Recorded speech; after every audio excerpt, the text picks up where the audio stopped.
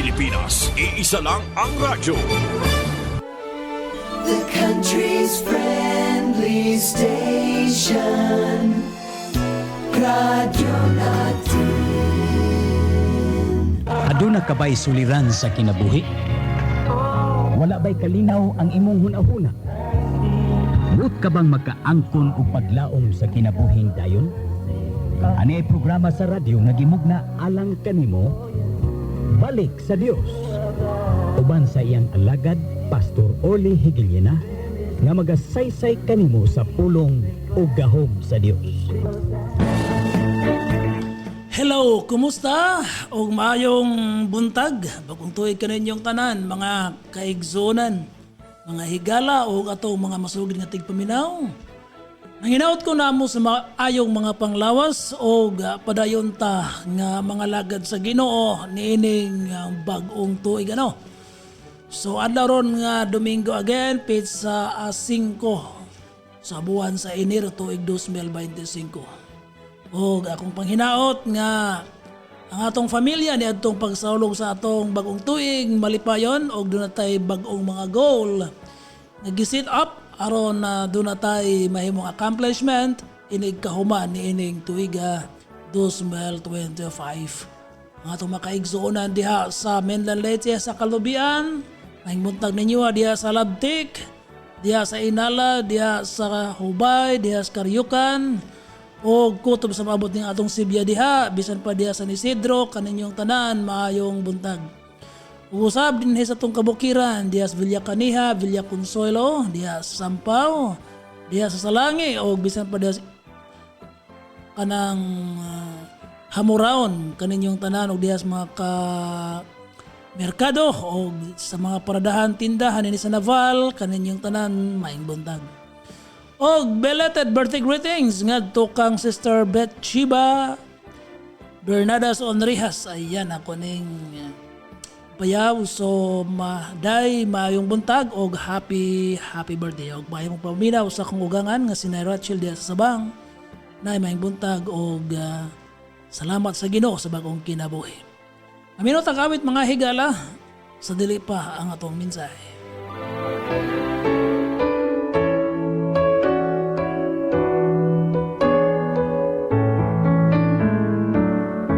God sent his son, they called him Jesus. He came to love, heal and forgive. He lived and died to buy my pardon. An empty grave is there to prove my Savior lives. Because he lives, I can face tomorrow. Because he lives, all fear is gone. Because I know he holds the future, and life is worth the living just because he lives. How sweet you hold a newborn baby and feel the pride and joy he brings. But greater still, the calm assurance this child can face uncertain days because he lives. Because he lives, I can face tomorrow. Because he lives, all fear is gone. Because I know he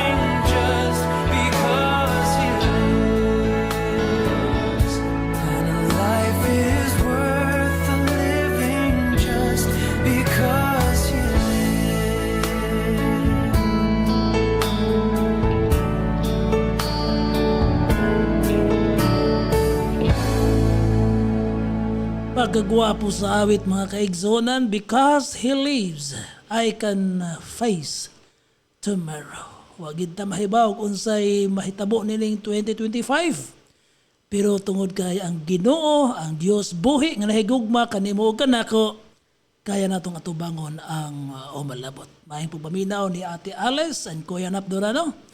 Ug usab kang Lowy ug kang Marvin Tan. Salamat ninyo ate sa pag-support ning atong programa.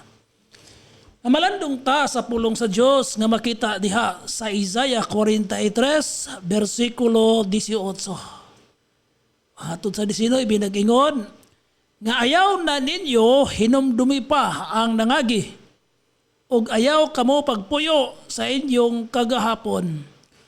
Kay tanawa maghimo ko og bag-ong butang og nagsugod na kini.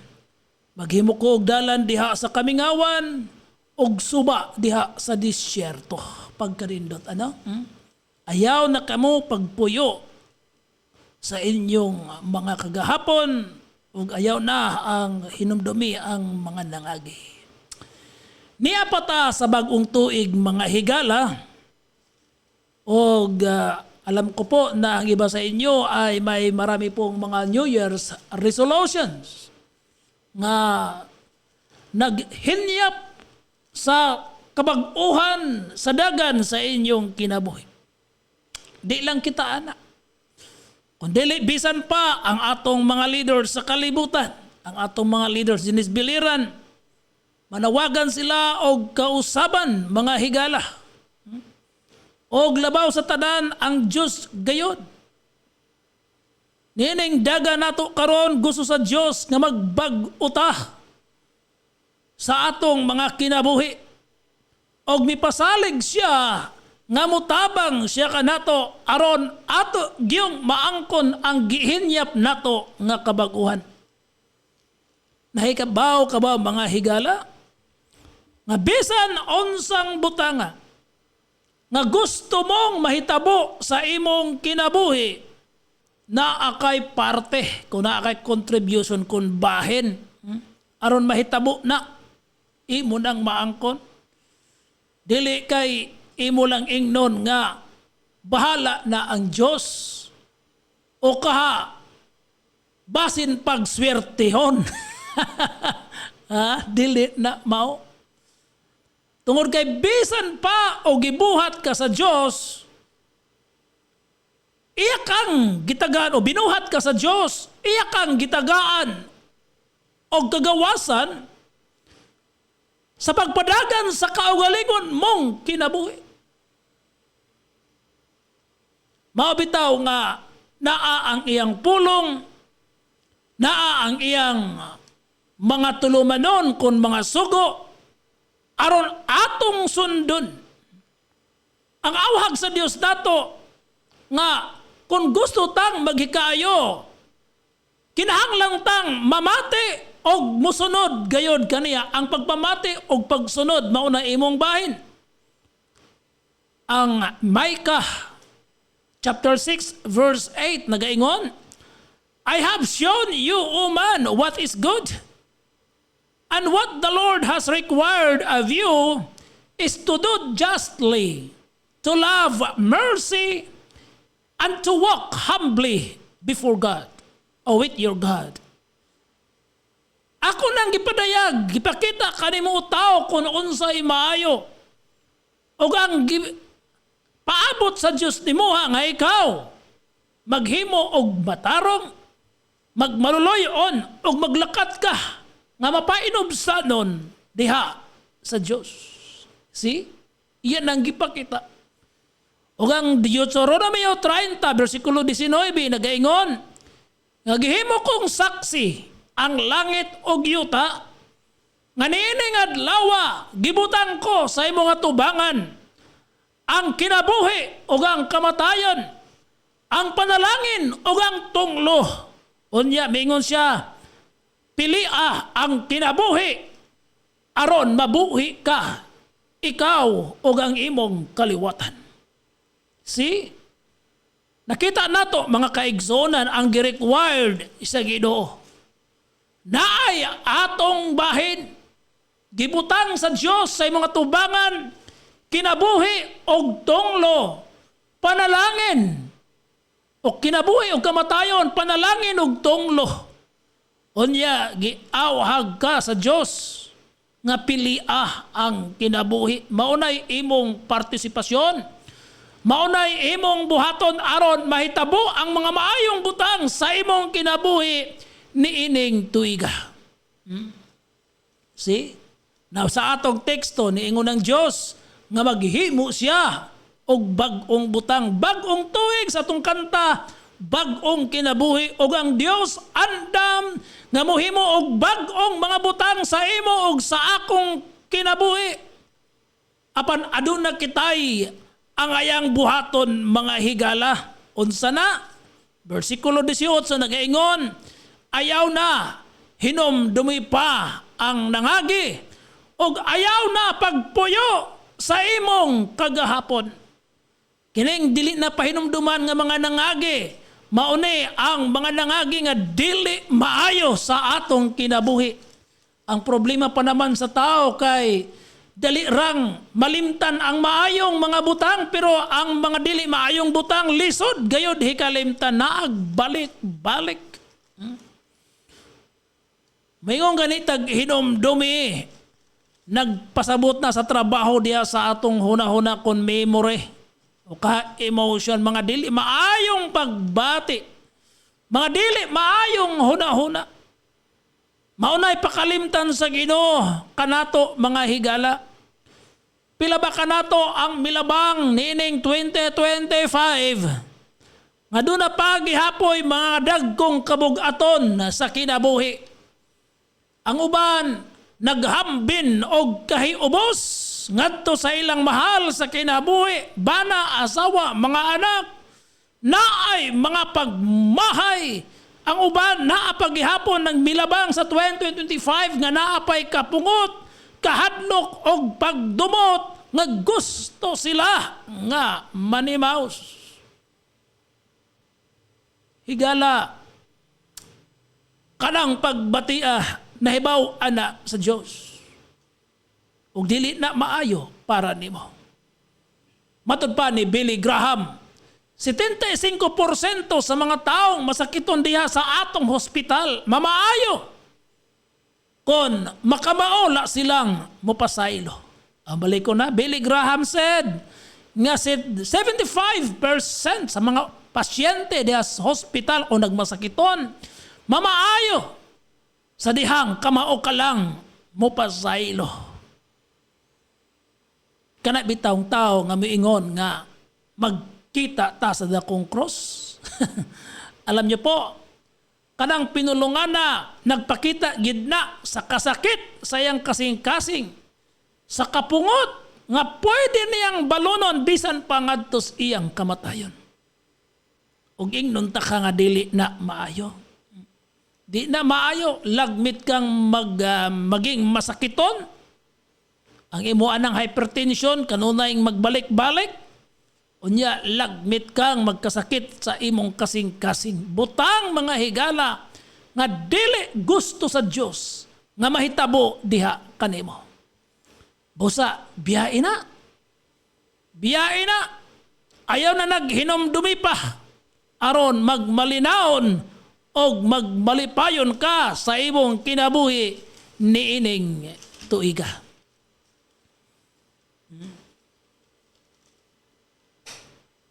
Now, dili ta mo uswag kung naata ni anang bahina mga kaigsuonan. Lain pang butang, kining giingon din sa maong bersikulo nga ayaw na pagpuyo diha sa imong kagahapon. Kanang kagahapon diha nga gihisgutan, nagpasabot na sa atong pagkinabuhi. Kamuhat din ni nga dili maayo. Dili ta magpabilin diha niya ng mga buhat nga dili maayo kay dili ta muuswag. Unsa man na, Brother Orle, pananglitan ka ng paghubog-hubog, ka ng pag-adik-adik, biyae na. Higala, wala jud kay makuha ana. Tanawa ra gud tong mga panahon, pamalandong iragatong mga panahon, mga higayon, diin ka hubog kaayo o niya na disgrasya? Maayo ba to? Di ay panahon nga hubog ka o niya gisumbagan ka. O kaha, ikaw mao'y gisumbag. Maayo ba to? Ngani, uban diha na anay mga asunto, mga kaso, ang uban na nga preso tungod sa kahubog o tungod sa droga.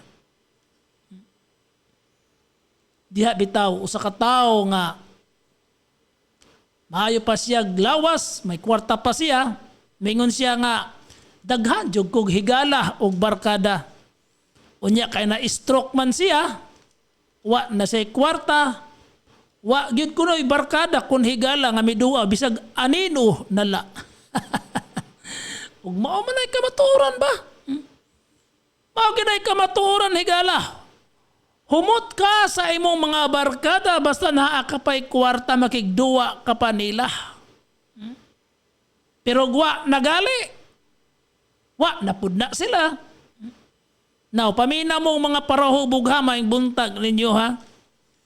Ang Proverbio 23, versikulo 21, nagaingon, ang pagkaulit, meaning ang pagkahingaon, ug ang pagkaparahubog, maghatod sa tao ngadtos pagkaway nahot ug magkagidlay siya sa iyang sapot. Tanawara ko ng mga taong parahubog, nagmila-mila pa ng mata.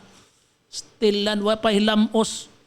Hasta kaantay, di jud kaayo, bahog tae, kay wa pa makatutbas labi na buntag sa'yo. Kasi pamina mo ha, mga parahubog, may buntag ninyo again. Proverbio 23:21 nag-ingon nga ang pagkaulit ug ang pagkaparahubog maghatod sa tao ngadtos pagkaway nahot ug magkagidlay siya sa iyang sapot, hinaot nga nakabati mo. Kining mga taong parahubog, mga higala, may mga kwarta man ni sila. Problema la kay ila lamang giusik-usikan ba sa makamatay nilang bisyo. Tinuod na. Ang uban diha masuko ra ba? Mayroon ka, Brother Orly, labtanon juga kaayo ha. Ngano mang labot man ka, Brother Orly, nga dili manig kwarta imong gigasto amo mani. Well, wala nagadtaan na mga higala kay kini ba nga tong programa dinhi balik sa Diyos manggod. Og magpahinumdum ta natong tanan sa tanan, di lang nimuha. Kay pagkatinuod la ang mga kinabuhing sama ani, wala na nistono. Mga taong sugarol, mga taong parahubog, mga taong bisyoso. Alam mo ang inyong pamilya, hilabihang paita oy. Hilabihan gyud kasamo kaayo busa ni ami aron amo kang pahinumduman. Moingon ka nga pobre ka, wa kay kwarta. Pero kini mo lang gitigom ang imong gipalit niya ng sigarilyo ug alak kung sa panadiha. May kwarta ka oy. May kwarta ka. O aniya, sulayan na to kwenta ha. Kung sa usa ka adlaw, magtigom ka og 20 pesos, alam mo sa usa ka tuig na kay City Miel, 300 pesos. 20 lang na. O kung imong 50 kada adlaw sa usa ka tuig na kay 18 mil, 250 pesos. Liman ka niya na. Labi naghimuon imong tag-usa gatos kada adlaw, ang imong sa katuig na kay 36,500 pesos. Sultihan na ka mga kaigsoon nga kaya na nimo kanang 20, kanang 50. Nga naman, kay makapalit man kani kag alak, makapalit man kani kag sigarilyo. Huna-huna lang ko na ninyo nga ang MP karon 130 ang buok. Ang beer tingali na 120, 130 gihapon. Unya ang usa ka sigarilyo 160 pesos. Imo nang gigastuhan. Imo lang gihinahinag patay ang imong kaugalingon. Wala ka makatugkad ana. Pastilan pagkabulok na pud nimo kay wa ka makatugkad. Oy, bulok ka na gyud kayo. See?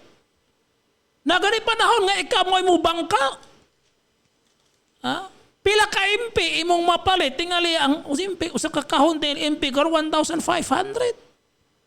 See? Pila ka kahong beer ang imong gipainom sa imo lang mga barkada. Wa sa imong pamilya. Unya maingon ka nga wa kay kwarta. Ay uban diya mangutana, Brad Michael, pilang bugas kilo? 50 cedi. Mahala oy. Tagpila ka impis, 120. Barato na kanalay ako. Mustilan. Laliman ka ba dana? See? Wa naman mauna. Daghan kag kwarta, ikaw para hubog, ikaw sugarol. Ing nahinuon nga hakog ka og irresponsable. Maayo kang upakita sa imong mga barkada, higala nga maayo kag dating. Pero sa imong pamilya, kontra ka na. Kaya di gani ka makapalit og bugas o kahasudan. Busa ayaw pagkasuko o masuko ka, halak kasuko na lang diha. Wa ko mag-ilag kinsa ka. Basta ingnon ta ka nga wa mamao ang imong kinabuhi daya. Ang ato karong wali bagong tuig, ingon siya ayaw pagpabilin diha. Ayaw pagpuyo sa imong mga kagahapon. Kay kung magpabilin ka diha, ingnon ta ka nga dili gyud ka maghikaayo base sa pulong sa Ginoo. Tanawa ra gud kining parahubog. Wa gani PhilHealth 300 ang buwan kay mahal kuno. Wa sila'y ikahulog. 300 ha ang buwan-buwan na. Dili kay adlaw. Pero ang uban halos kada adlaw makapalit og impe. Makapalit og beer. Na ay isigarilyo. See? Di ka makasabot ana. Pagagahi yun mo batikulon oy. See? Di maminaw. Onya, bitaw o masakit na. Resulta sa mga bisyo. Wa may kwarta. Kay way natigom kay to aras tindahan. Mangutang pagaling uban ng New Year na lawa pakabayad. Masakit na kay asaman padong ni pag-abuso sa atong lawas. Masakit gali ko mga higala nga wa yung ko'y bisyo sa gamay ikang pagkabata. Kamu pa. Unya kawa may kwarta, asa man pa dong. Adtos atong mga political leaders. Ha? Adtos atong mayor. Adtos kapitan. Adtos congressman. Pastilan. Sa may paguna-una ninyo. Kining ato, mga political leaders, ato ni silang mga ATMs. Ha? Mauwaw naman tao'y mahiya naman kayo mga kapatid. Busa ning buntaga, tingalay mingon ka ng mga saba manis Brother Early, dili man ni pangasaba ba? I-sort of reminder para natong tanan. Kaya nagtuo ko nga way taong gustong dili maghikaayo ni ining tuiga. Busa, pamina mo sa gingon sa pulong sa Ginoo. Ayaw na pag hinumdumi pa og ayaw na pagpuyo sa imong kagahapon. Undangan na higala. Samtang dili pa ulahi ang tanan. Tingalay mo ingon ka, Brother Orle. Hilabihan na akong lubuga di na nako kaya na. Na-addict na ko. Sugarol na ko. Alcoholic na ko. Well, imo lang ang pagtanaw higala. Kay ignon ta ka nga sa Diyos, why imposible. Ang Ginoo na higugma kanimo, og dili pa siya tapos sa imong kinabuhi, mao nga hangtod karon naginhawa ka pa. Ay kung natapos pa siya, patay ka na higala. Pero tungkol kay buhi ka pa, nagpasabot na nga, dili pa siya tapos sa imong kinabuhi. Doon na pa'y dakong panahon nimo nga mag-usab ka kay nagtuo ko nga samtang ang tao buhi pa, doon na siya ipaglaom. Ang imong bahin ang gipaabot sa Diyos. Nakita ka, nakasinati ka sa mga butang nga imo nang nasinatian sa miaging panahon ug wa ka maghikaayo. Ning buntaga usbana pinaagis gahom sa Ginoo dol ngadto kaniya isurrender ang imong kinabuhi ngadto kaniya sa kinasing-kasing gayod ug kun imo nang buhaton karon dayon masinatian mo ang talagsaong gahom sa Dios nga magausab sa dagan sa imong kinabuhi. Maghampo ta. Ginoo, salamat sa imong paghigugma kanamo. Lord, oo dili kapatapos sa among kinabuhi. Ihangtod ning mga adlaw, Lord, naginhawa pa mi, buhi pa mi Ginoo. Pananguban diha, Lord, natasak ang ilang mga kinabuhi sa daghang mga bisyo, daghang mga problema. Kana tungod Ginoo sa pag-abuso sa kaugalingon, pagpabaya sa kaugalingon og sa mga sayop nga mga desisyon. Lord, nakita mo sila kansang kinabuhi karon guys struggle. Kansang mga kalawasan naas balatian resulta sa mga bisyo, uban emotionally disturbed. Tungod Ginoo kay naa Lord God, mga dili mo pasaylo, garbuso. God ako nagaampo si kinsa man sila nga naminaw karong naaning maong mga kahimtang. Ituyod mo ang imong gamhan ang kamot og ayuha sila Ginoo. Musulod ka sa ilang kasing-kasing og maghari ka. Aron ila Ginoong matagamtaman og masinati ang talagsaon mong gugma o gaom nga magapahigawas magaayo kanila o Dios. Salamat Ginoo tak nahas kabuntagon. Ako nagaampo Ginoo sa among mga sponsors si Ate Alice, Lord, thank you for the complete healing. Uban pa Ginoo nga nagmasakito na Dios, ikaw magaayo kanila. Sa among mga political officials, Lord, bisan pa Ginoo sa among mga listeners ug nimong station.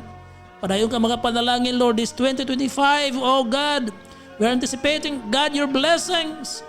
Lord, ipahilo na ang matag usa sa diha Ginoo nga amo kang unahon sa among mga kinabuhi. Lord, amo matagamtaman ang mga pinasahing panalangin gagikan kanimo. Usa Lord, diha kanimo lamang among isalig ang tanan sa ngalan ni Jesus. Amen o amen. Wala na ko'y panahon mga kaigsonan. Ug padayon kong ka-invite ninyo sa pag-join sa among Sunday service karong adlaw adto sa Balik sa Diyos Church at Balang sa Evacuation Center tunga-tunga sa Barangay Agpangi ug Talustusan. Hangtod sunod di kayo ng samang oras ng istasyon kini si Brother Orly mingon ninyo ha. Ang Dios na higugma kaninyo busa aya pagusiki ang inyong kinabuhi. God bless. For a life, trying to recall the simple ways of your youth, when your faith was strong and you never questioned why. But you found out life wasn't easy. Sometimes the answers were hard to see. You didn't have the strength for one more try. I'll be holding out hope to you, even when this world breaks your heart in two. When your life is consumed by your fear and your doubts, I'll be holding out hope to you. Our town, our radio, radyo natin. Kasabay sa pagsikat ng bagong araw, sa pagsikat